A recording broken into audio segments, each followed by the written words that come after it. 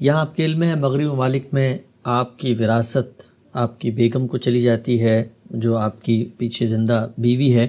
تو سوال یہ پوچھا گیا ہے کہ دینی لحاظ سے تو حصے طے ہیں، تو اب ایک مسلمان خاتون کی کیا یہ کوئی دینی ذمہ داری ہے کہ اگرچہ قانون نے اس کو مال دے دیا ہے لیکن وہ شریعت کے مطابق تقسیم کرے اور اپنا حصہ جو ہے وہ رکھ کے باقی وہ آگے دے دے؟ دیکھیے، جب میں مسلمان ہوتا ہوں تو مسلمان ہونے کا مطلب کیا ہے؟ مطلب یہ ہے کہ میں نے، نہ کہ کسی ریاست یا حکومت نے، میں نے اپنے آپ کو اپنے رب کے سامنے سرنڈر کر دیا ہے۔ اسلام کا نام ہی یہی، یعنی آج کل ایک بات کہی جاتی ہے نا کہ میرا جسم میری مرضی، کوئی کہہ سکتا ہے میرا ذہن میری مرضی، تو اصل میں اسلام لاتے ہی یہ مرضی ختم ہو جاتی ہے، یہ اللہ کے سامنے سرنڈر ہو گئی۔ اسلام کا مطلب ہے ٹو سرنڈر، جس کو حضرت ابراہیم نے بیان کیا نا ایک دل نواز جملے میں، اسلمت لرب العالمین، میں نے اپنا آپ اپنے رب کے سپرد کر دیا۔ اسلام اس چیز کا نام ہے۔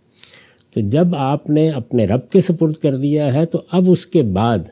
کوئی قانون، کوئی ضابطہ، کوئی وصیت، یعنی آپ کا مرنے والا شوہر ہی مثال کے طور پر یا آپ کا باپ ہی مثال کے طور پر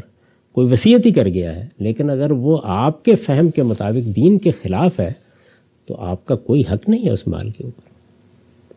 یعنی یہ تو ہو سکتا ہے کہ کسی کے فہم میں اختلاف ہو، تو وہ تو اللہ تعالیٰ ہی کے یہاں فیصلے ہوں گے،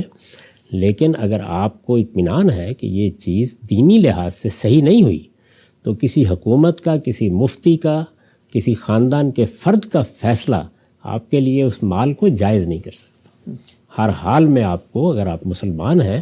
تو اللہ کے قانون کے مطابق ہی اسے تقسیم کرنا ہوگا، کیونکہ اس پر آپ کا کوئی حق قائم ہی نہیں ہوتا۔ ٹھیک، آپ کے علم میں ہم سب یہ مغربی ممالک نے اسٹیٹ نے انہیریٹنس کے لاز بنا دی ہیں، تو اس صورت میں ایک بندہ مومن، ایک مسلمان، یہ کیا حقوق ہیں پروردگار عالم کی، اس شریعت کو سامنے رکھ کے اس کو کیا کرنا چاہیے؟ یعنی اس کو خود وصیت کرنی چاہیے،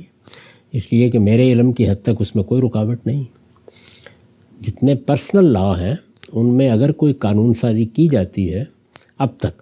اللہ نہ کرے کہ اس سے مختلف طریقے سے ہو، یورپ کے قوانین کو بھی آپ دیکھ لیں، یہاں بھی پرسنل لاز میں جتنی قانون سازی کی جاتی ہے عام طور پر وہ اسی طرح ہوتی ہے کہ اگر آپ کوئی اقدام نہیں کریں گے تو پھر یہ قانون نافذ ہو جائے گا۔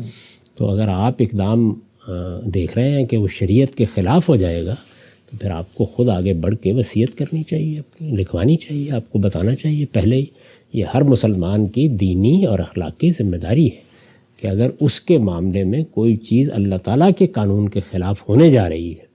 خواہ وہ خاندان کی طرف سے ہونے کا امکان ہے، خواہ ریاست کی طرف سے ہونے کا امکان ہے، تو وہ اس کا سدباب کرے۔ اگر کسی موقع پر خدا نخواستہ ایسی صورت پیدا ہو جائے کہ جہاں سدباب ہو ہی نہیں سکتا، یعنی آپ کو پابند کر دیا گیا ہے، تو پھر ظاہر ہے کہ آپ مضطر ہیں، پھر اضطرار ہے۔ اور میں اس سے پہلے عرض کر چکا ہوں کہ دین میں جتنے احکام ہیں ان میں حرام حلال کے معاملے میں اضطرار یا اکراہ یا مجبوری ہے جس میں آپ مواخذے سے بچ سکتے ہیں، ورنہ تو ہر حال میں آپ کو اللہ کے سامنے جواب دہ ہونا ہے۔